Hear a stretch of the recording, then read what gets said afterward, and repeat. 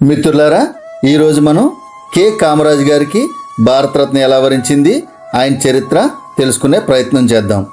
K Kamaraj గారు తమిళనాడు రాష్ట్రంలోని విరుదానగర్లో జన్మించారు. భారత స్వాతంత్ర ఉద్యమంలో కీలక పాత్ర పోషించారు. తమిళనాడు అభివృద్ధికి ఆయన చేసిన సేవలు, ముఖ్యంగా విద్యారంగంలో విప్లవాత్మక మార్పులు, సరళ జీవనం, నిస్వార్థ నాయకత్వం. ఆయన 1903 జూలై 15 జన్మించారు. చిన్నప్పుడే చదువు మానేసి కుటుంబ బాధ్యతలు తీసుకున్నారు.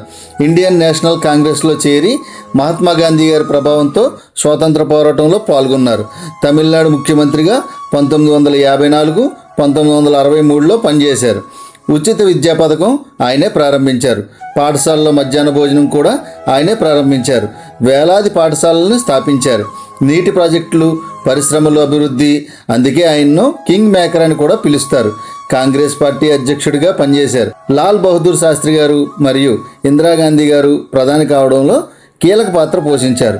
సాదాసీదా జీవనం, అవినీతి లేని నాయకత్వం, ప్రజల కోసం జీవితాన్ని అంకితం చేశారు. కామరాజ్ గారు ఒక గొప్ప నాయకుడు, ప్రజాసేవకుడు.